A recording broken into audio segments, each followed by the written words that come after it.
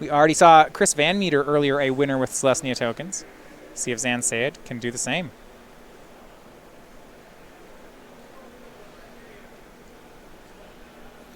And here we'll go. Some pressure on McVety on the modern table. They're coming at a bit of a disadvantage. Now, on the Lexi table, you'd like Grixis Delver in this matchup? Grixis Delver is going to generally have fewer tools than Grixis Control would. You know, you still have the counter magic, but you don't have access to Diabolic Edict. It looks like there's one in the sideboard for Clay. I think that matchup could go either way, but I'd rather be Control than Delver. We have a tough start here for Max. Zan started with Legion's Landing. Max played Fanatical Firebrand. It had to be a defensive Fanatical Firebrand. It ended up trading with the lifelink token, and Zan went for Snubhorn Sentry. Max did ping before damage, so no lifelink, and now Viashino Pyromancer will go ahead and put Zan down to 18. You do get that 2 damage there, though the Pyromancer not great at attacking into the Sentry. Big win for McVety. Zan missing land drop number 3. Right, and no green mana to speak of just yet. Another Viashino sends Zan to 16. Max will have to pass. Yeah, Zan to the test here. You don't want to miss these land drops against Mono Red. And Zan hits in a big way. It's Sunpetal Grove. Not only is it a green mana, it's untapped. So Amara, Soul of the Accord, will be the play here for Zan Syed. Yeah, there was a check there to see if McVety had a shock. There was not one previously. There is one in the hand, though. Even if he had it, he might have waited to see if he could draw a Runaway Steamkin, get a counter on that. All right, and here's a risk factor. 2 copies in McVety's main deck. So I'm going to cast that. Zan gets to choose. Either takes 4 or McVety draws 3. It's a harken back to Browbeat here. Yeah. He took 4 there. McVety pretty light on resources. It makes sense. And it looked kind of desperate, but McVety already had this land and this shock rolled up.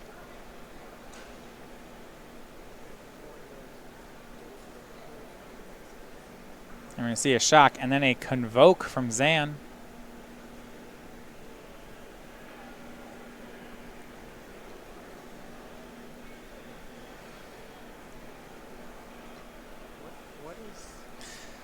Is he, I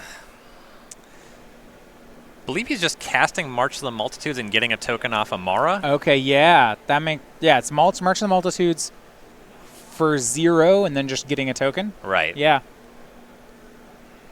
Yeah, you cannot use the Amara token to additionally convoke because that trigger goes in the stack from the casting. So yeah, this was just for 0, but then the Amara made the token.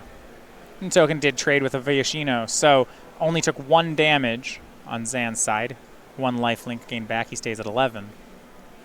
And because the Sentry did tap for the convoke there, McVety got to get in with the Pyromancer. Don't love the trade with the lifelink token, but McVety knows his role. He's just got to be aggressive, getting damage quickly. Zan definitely has access to more ways to generate lifelinking creatures in the deck. Have a square on my bingo card. March of the Multitudes cast with X equals 3 or more. Gonna pass on that here as it was for 0. Right. Here's your Venerated Loxodon. You mentioned that 4/4 for 5. He's going to convoke it with just the Snubhorn Sentry, but the Sentry will grow to a 1/4. Right. McVety doesn't really have creatures that attack into that. This is a big card, though. Experimental Frenzy for McVety. Yeah, so Experimental Frenzy. Cannot play lands from hand. Can't play any cards from hand. Right, but can play the top card, which he may look at. It's not revealed. Which helps. He's got a risk factor in his graveyard, so that's something he can do with that card in his hand. Right. I mean, he doesn't play the best. Zan presumably just has you draw 4 cards because you can't play them until you pay 4 mana to destroy the Frenzy. Yeah. Though if the game is looking like it's going to go along, that can generate a good amount of value for McVety. And tapping of 2 creatures to convoke out Conclave Tribunal. Yeah. That'll hit the Experimental Frenzy. A lot of respect paid. Yeah, Amara into Tribunal, so that's a token as well. That's a big deal. It's a good turn. Yeah, 3 creatures now have actually set up for a possible Legion's Landing to transform. And does Max have another Frenzy? He does. The second copy. Yep, the 2 in the main deck. This is the second of them. That's the kind of card he's going to need to punch through here, though he's already in a lot of trouble. Shock upstairs. That takes care of Amara. Or not upstairs. Shock on top of the deck. So I wonder which one he's going to go at. He'll hit the 2-2. So with Experimental Frenzy, you're eventually, Ryan, just going to accumulate cards in hand still, right? You get that draw every turn, and there's nothing you can really do with it. Yeah, you just kind of get stuck there, and the idea is you just have a bunch of burn spells. This deck is configured for Lightning Strike, for Shock, for Wizard's Lightning, for Viashino Pyromancer. The idea is you can just hit your opponent from 20 outside of combat, and you really get to keep going as long as you don't hit lands with Runaway Steamkin. And if you have a bunch of cards in hand, you just use some mana you have laying around to destroy the Frenzy and start casting them from hand. Benelish Marshal from Zan means he has a 2-2 lifelink, a 5-5 Luxodon, and a 2-5 Sentry. Starts to line up his attacks here. The 5-5 seems like a clear attacker. We'll see if the 2-2 lifelink wants to join in. You do want to make sure you get the lifelink creature involved in combat. You want to gain that life. Leaving back blockers also is something that matters to the point where you might see an attack with the lifelink token without the other creatures, but they're coming in. He'll swing all 3 to transform that Legion's Landing. And Sentry's a bit of a problem, too. There are 9 permanents right now in play for Zan, so he's very close. Actually, does he have 10? He has the Conclave Tribunal. Yeah, this is 5 plus 5 lands. Yep. Yeah, he's got City's Blessing. Yeah, there it is showing up there. So I already checked that bingo square, but now it's official. That Legion's Landing transforming into a Dondo to the first port, that matters not just in the sense of it being a resource to make lifelinking tokens every turn, but that 5th mana source, if Zan can draw either of these main deck copies of Lyra Dawnbringer, that'll push McVety well out of this game. So pretty big swing. Snubhorn Sentry is, at this point, I believe a 5-5. So is the Luxodon. Max takes 10. Yeah, it drops down to 10 here. Zan went up to 13. Max started his turn by playing a land at the top of the deck, looked at the second card, and at the pace he's moving, it feels like it's a second land. You just kind of cast whatever from here. I mean, the only thing you can do is cast cards at the top, right? Yeah. Oh, you can cast jumpstart cards that are in the graveyard. Sure. And he'll jumpstart a risk factor. I suppose if the top of the card, the top of the deck is a land, Zan is very likely to just make you draw cards here, and so you do reset that top of the deck anyway. That is what Zan does, but yeah, right. So you drew some cards. That's nice. And I'm really impressed with the Celestia deck's ability here to just turn the corner, to go from defensive to offensive this quickly. Benelish Marshal will be shot down by Wizard's Lightning. Max checks the top card again. This is a situation Max really wishes he had a copy of Runaway Steamkin. That way he would have a lot of mana to either keep going with the Frenzy or just crack the Frenzy and start casting these cards he has left over in his hand. As it's set up now, he might not be able to take advantage of the potential value of the enchantment. A swing in from Zan. It's for 8. McVety is at 10. There was no attack on the previous turn, so reads kind of like he wants to block.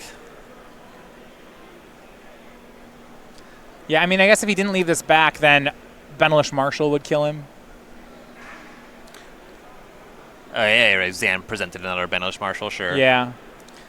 He won't really have an attack on the following turn. Zan minimally just gets to activate a Danto, make a lifelinking blocker. Max checking that top card. Wondering if there's any combination of top cards that can get him back into this. Looks like the middle card drawn off of the risk factor was a Steamkin. Okay. That's not where Max wanted that to be. Max goes to 2. Draws a card, top card. Does it help? Likely not. Or he'll need a bunch of cards running. I guess, like, ideally he could draw enough removal to clear the board. Stringing some of his blockers, like Fanatical Firebrand, this Goblin Chain Whirler, that'll buy him some time. Chain Whirler also gets in that 1 point, a little chip shot there. See what that top card is. If it's a 3 damage burn spell, it's not bad. And it is Lightning Strike. That'll take care of Venerated Luxodon. It already has 1 damage on it because of Chain Whirler. Top card for Max. I guess if it's land into another Lightning Strike, then we're still playing. It's a lot to ask. He's already had a great Experimental Frenzy turn. Yeah, got up a couple cards there. He's still, right now he's treading water. He can just chump block the Sentry. He needs to be concerned about another March of the Multitudes. Max will shock down the Soldier token made off Adanto. That was not a bad one to have left over there on the top. No, I mean, Frenzy, that turn was 3 cards. It was Chain Whirler, Lightning Strike, Shock. Right. And that makes it so another Conclave Tribunal wouldn't be a huge deal because he has 2 blockers. And Max is hanging on. P2 Lava Runner after a mountain. He can keep going until he finds another land. He's getting to a point where he has a lot of cards in hand. He might be looking at popping the Frenzy. Yes, 6 cards in hand, it looks like, for Max. I know one of the cards in hand is Runaway Steamkin. If the rest of the spells available are really powerful, then you may as well just lean in. I know he has at least 2 lands, though. That diminishes the efficacy of the hand. Well, I think he has some amount of Wizard's Lightning, which is great here. I mean, we're getting close to just burning out his opponent. Yeah. Also, if he waits a turn, and the top card he has a land, and then the card under it's a land, he's really lost out by not cracking it here. Max just says go, says not yet. It's another Soldier Vampire token for Zan. 1/1 lifelink. Now, it can't really attack in yet because of this Chain Whirler.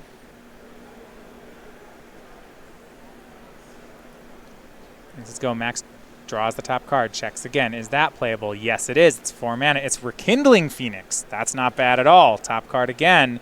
Now, if it's not a land, we can't get rid of the Experimental Frenzy because he cast a Phoenix.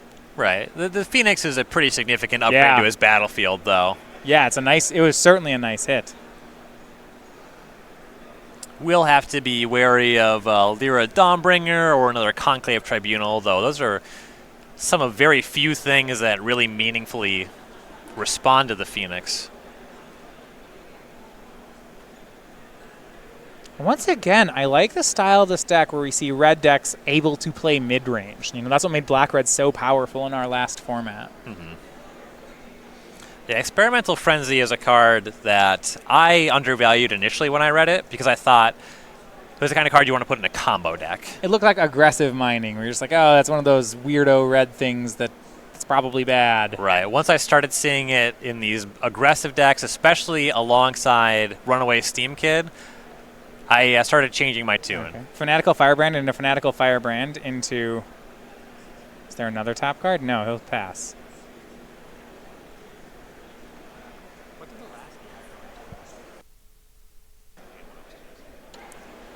Cast a Wizard's Lightning as well.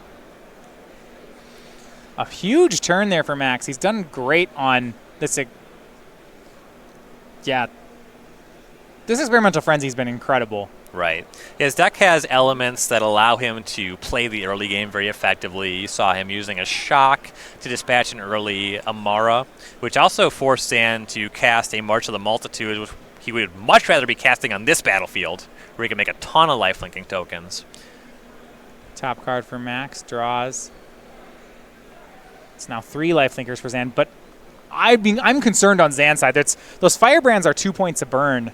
Max has got to have some, 9 points of burn is not hard to come by anymore. McVety has so many cards. He has just a bunch of Shocks, Lightning Strikes, Wizard's Lightning in his deck. Yeah, this is going to be dead, isn't it? He attacks Zan down to 5. Now he sacrifices the Experimental Frenzy, plays Wizard's Lightning, Lightning Strike, has 2 Firebrands in play, and McVety takes game 1. Yeah, Zan looked like he might have turned the corner for a while there, but you really saw the power of Experimental Frenzy. Well, it was incredible. I mean, it was the whole game for Max. It drew like 12 extra cards. Yeah. And I don't know, Ryan, how much of that, all right, on a scale, Experimental Frenzy, let's say on average is a 5 out of 10. That seemed like a better than average Frenzy. I'm not sure how much better than average that was. I think you should watch more games with this red deck. Yeah, if this is what the card does, I'm way into this. Yeah, I think its average is closer to a 7 or an 8. Okay. That was incredible. Yes. So McVety takes game 1. And let's look at some sideboards. All right, Max has 3 Fight with Fires, 3 Lava Coils, 2 Fiery Cannonades, 2 Legion Warboss. He has the remaining 2 Rekindling Phoenix. He has a 3rd Experimental Frenzy, a Mountain, and then a 3rd Risk Factor. So the Fight with Fires are generally going to be quite good in this matchup because it's a green-white deck. There's probably Lyra Dawnbringer. There's stuff like Venerated Loxodon that effectively blocks you. So having access to that effect can be pretty good. There's a reasonable argument to just kind of move off of your creatures entirely, your lighter creatures, and reach for Fiery Cannonade to clean up the lifelink tokens. That's probably going to be pretty effective for Max's deck. And then you can start going a little bit bigger. The Rekindling Phoenix was one of the more impactful spells that he cast that game. So it would make sense to go heavier on that kind of element in the sideboard games as well. Yeah, the ground actually got pretty perilous for Max. There's so much 1/1 lifelink and just big things going on. Like the G2 Lava Runners got outclassed very quickly. Right.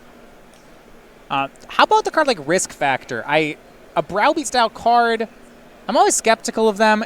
This feels like a matchup where I don't know if you can play something that doesn't affect the board state. Right, and there's also the fact that if your opponent is going to have 20 life, never adjust that number anywhere other than downward, Risk Factor has more appeal.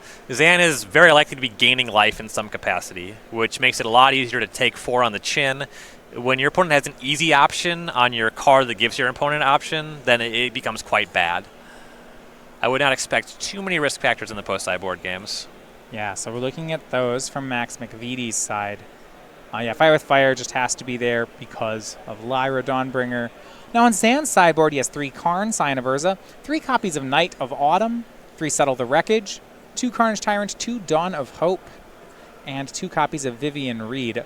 A lot of this looks like he's trying to play against control, but maybe there's something for red here. Yeah, you might see Night of Autumn brought in specifically to gain life, but it also destroys Experimental Frenzy, which is a big deal. Yeah. The 3 copies of that seem excellent in the matchup. I think Dawn of Hope is on the slow side, though you might see it be coming in this matchup. For 4 mana, it makes lifelinking tokens, and whenever you gain life, you can pay 2 to draw a card. It's really slow out of the gates against a deck like Mono Red, but yeah. It can be a thing that matters. I think mostly we're looking at these Night of Autumns. Dawn of Hope's, right, it has the word lifelink on it, so then I look at it for the matchup. But I think at the end of the day, I feel like this is for a control matchup. Yes. And if it were good enough to play against Mono Red, then I almost would want to main deck it if I was Zan. Yeah, if it was a little bit more efficient, maybe if it cost 3 mana to make the token, certainly if it cost 2, that would be an entirely different conversation. But the way it's set up, it is quite slow. It's just kind of worse than Legion's Landing. Legion's Landing looked really good in this matchup. Yes. Game 1. I mean, that card's just excellent. I think that if there were never Goblin Chain Whirlers printed, that card would have seen a lot more play to this point, and it's seeing a pretty big resurgence. You don't have to sell me on that one. Goblin Chain Whirler changes the format. Right. Yeah, it had some pretty dramatic effects on how Standard shook out. On StarCityGames.com, we have our creature collection. Creatures graduate from game night and then become immortalized in the creature collection, including currently October's creature collection. It is the Heads of the Class. There are some nice Easter eggs. I adore that Study for Fun banner. Really good stuff. Okay, so that is our game night for October. Now we can show you some of our newer game night ones. Next month we'll be giving away the Rise from the Nashes. So we have our Elemental token. You know, is the Elemental the bird or the crocodile? Pretty sure it's the bird. Okay. I've been the wrong bird's before. all shiny. Yeah, that bird looks Phoenix adjacent. The crocodile does not. Young Pyromancer could make these, right? That makes sense. I believe so. And this is one I like, the Bramble Hopper Elite. I am a huge fan of this. It's probably my favorite one of the year. It's a 1/1 Elf Warrior token. Look at that. Look at the little Archer Bunny. It's just you can get those. You can those will be coming out just in time for the holidays. I'm not sure where I put this. So there's a combination of adorable and violent, where that's so good. It becomes extremely uncomfortable. I think a bow and arrow is more innocent than a lot of weapons, I suppose. If there's holding like a battle axe, that would be weirder. Right. Yeah, there's directions you could go that make it better or worse, but I don't think I want to hang out with the rabbit like that. Would not keep that as a pet. Hunted Witness, turn 1 for Zan Syed. And Max has a shock. It's not very good against this card. This is kind of like our Doomed Traveler. It's a 1/1 for 1, then when it dies, you get a 1/1 lifelink instead of a 1/1 flyer. Yep, and this is a matchup where lifelink matters. Zan will attack on in. And this is Flower or Flourish. Ooh, I think I have a bingo square about doing something like this. Guilds of Ravnica split card cast. Boom. Here we go. Finds a second Plains. That one can find a Plains or a Forest. For those of you who don't want to turn your head sideways, that is what we'll get off. It has to be basic of note. Yeah, we are. It is Ravnica, so that matters. Right. It would be very easy to go drum up a Sacred Foundry if you wanted to play a red card if it could find non-basic lands. And from Max, aside on turn 2, we'll get our first look at Runaway Steamkin. And the look will be but brief as the Conclave Tribunal will exile it. Yeah, that's a good one to kill on sight. It did not run away with things. It was very much kept in check. This is a great card, though. Yes, very powerful stuff out of this card. Whenever you play a red spell, it's a +1/+1 counter. It cannot have more than 3. Okay. But you can remove 3 +1/+1 counters to add 3 red mana. Lets you empty your hand in a turn pretty effectively, or cast a ton of spells off the top of your library if you have an Experimental Frenzy. Fanatical Firebrand attacks in for 1, and Viashino Pyromancer adds a 3rd damage. Zan's to 17. Still has that Hunted Witness in play. We'll see what he can add. And this is going to be a copy of Shalai, Voice of Plenty. And Zan does have a Lyra in hand. Don't have eyes on a 5th mana source, but that's the kind of curve that demands McVety have multiple copies of Fight with Fire. Yeah. 2/2, the 3/4 Shalai. Shalai into Lyra is very hard for red decks. Right. You give the Lyra not only the 6th power and toughness on the lifelinking creature, but also you have to target the Shalai and remove it from the battlefield before you can start targeting the Lyra. So I have this bingo square that would win if a Conclave Tribunal being played by convoking 3 creatures. I don't think that's ever going to happen, but you can convoke it for 1 or Kindling Phoenix is gone. Right. This matchup is... Just can't tap away those blockers. When one player is trying to go wide and the other isn't, it's hard to tap 3 creatures. I think if you saw like a Tokens Mirror, you'd be way more live on that square. Yeah.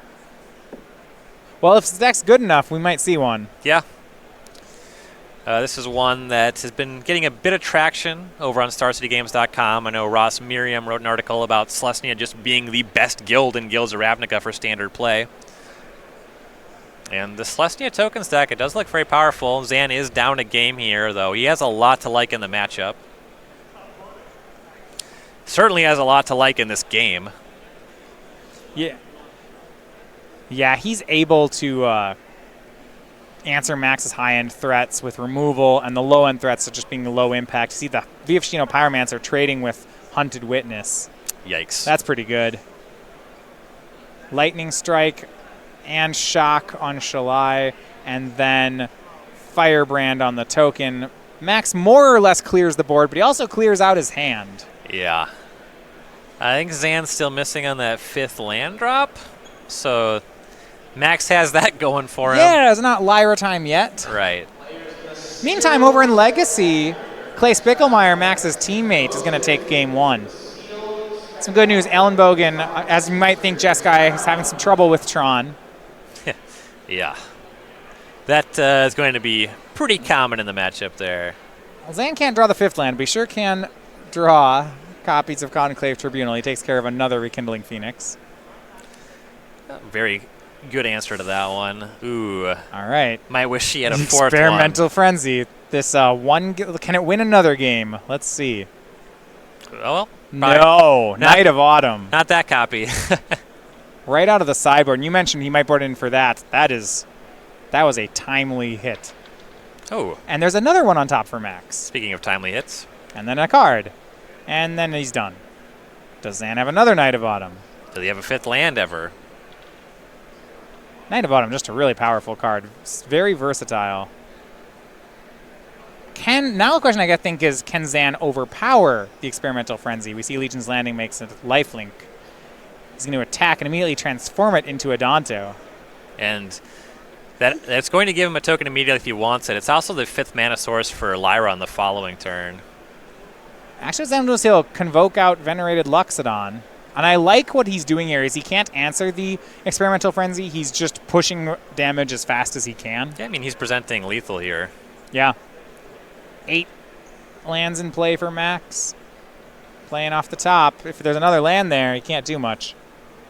Experimental Frenzy really redefines the turn of phrase playing off the top. Yeah, it's a real strange one because it means you can draw 4 cards in a turn or basically none, depending on how things work out.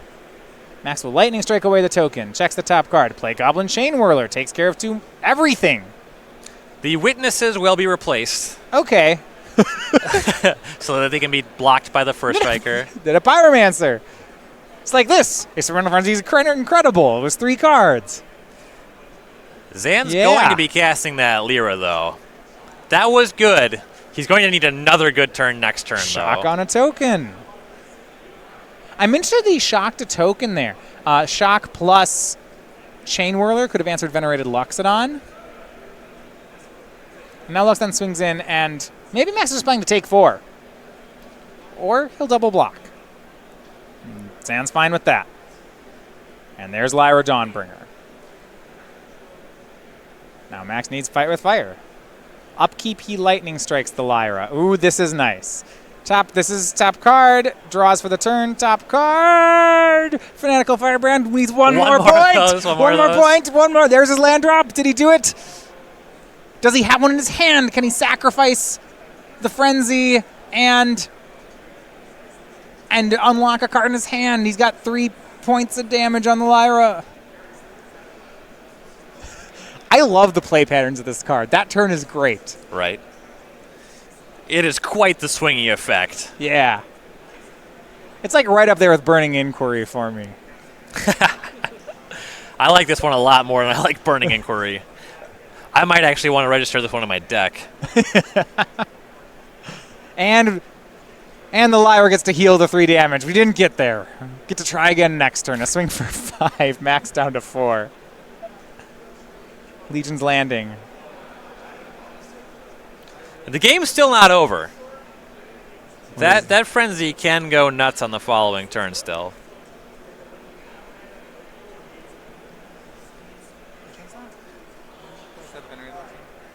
And Venerated Luxodon in response to...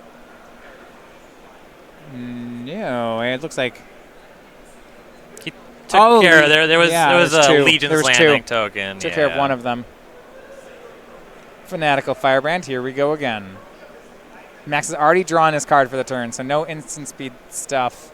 Top card, there's his land. Now, can he keep going? Can he keep going? If he hits a land, then hopefully the 3 in his hand answer the board. But this is a pretty tough board to answer. Right. It almost has to start with Fight with Fire on the Lyra. Yeah, if you can't find a way to answer the Lyra, it's gonna be game 3. Well, or the Luxodon, really. Yeah, the Firebrand can at least jump in the way of the Luxodon. So you can tread water on that one a little easier. We're trying again. Let's shock the Lyra. Ooh. Hey, we did it. Did it. Lava Coil will finish off Lyra Dawnbringer. Top card. It looks like it still plays. That's not... He gave that a long look. Too long for a mountain. I think he started this turn with Mountain. Right. No, I mean the card's still castable. Oh, sure. So you can tell because once he finds the mountain, it's game over. Just says go. Maybe it is a mountain. We'll see. Zan will swing. Firebrand blocks, goes upstairs. Max down to 2. Zan up to 20. Things are still kind of rough. Another Legion's Landing. Another lifelink token. All right, a good Frenzy turn can still catch up with all of this. All right, there's a land. There's the... Ooh. Okay. Oh, this can get good. This is our our runaway Steamkin. All right. Steamkin into Chain Whirler starting to go off. Okay.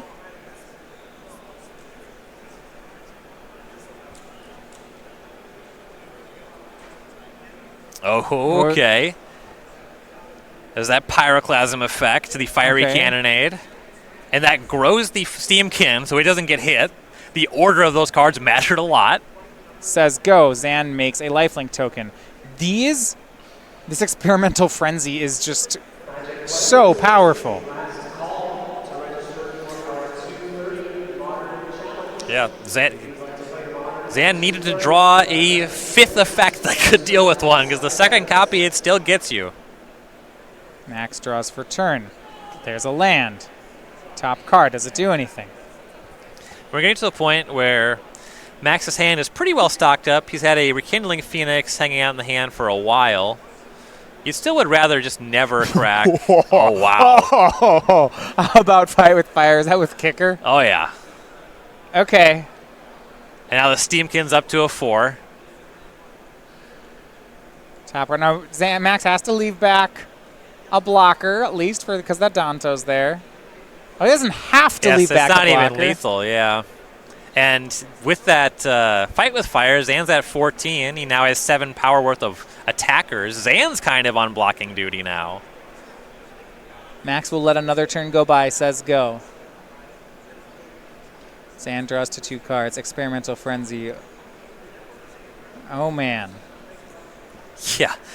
This is looking to be really the breakout card from Guilds of Ravnica, Experimental Frenzy. Certainly from this game, it's the match has been the breakout card. I mean, Zan's deck is just so chock full of cards that are just inherently good against McVety's general strategy. But Frenzy affords Max just to have such a high volume of cards. And if you cast enough cards, even if they line up poorly, you just get to overwhelm your opponent. Frenzy has single-handedly won both of these games. And is this another Fight with Fire? Oh, I hope so. Look at all these lands. I mean, look at all these cards. How many cards are left in Max's deck? Okay, it was just a quick count. His hand is mostly lands. Mm-hmm. Yeah, there's a lot of gas left over in there. Uh-oh. Here's Experimental Flamekin. He made mana to cast Flamekin. And now with 2, he can really cast a lot of spells. Yeah. So he had 1 route left over. Now a Rekindling Phoenix and 2 Flamekins going. Yeah, they can't grow past 4 force, so I see him making that mana. Right, yeah, when they get to 3 counters, you just kind of want to use them to make mana right away, then start casting spells again. This is some incredible stuff. And now with the Phoenix online, he has a really safe and easy attack on the following turn.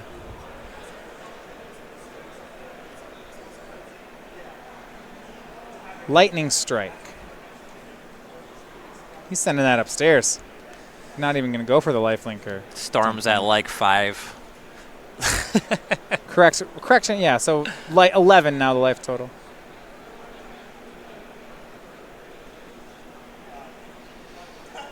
And now McVety pretty comfortable looking at attackers. He has multiple sizable blockers available now. 4 damage. A lava coil down that locks it on. Play another Firebrand. We're still going. It's entirely possible that McVety just lethal Zan on this turn.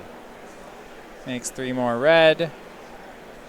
Casts another lava coil. This is out of hand. And Zan shakes hand. He can't win that one. Yeah, he has seen quite enough from there. Wow.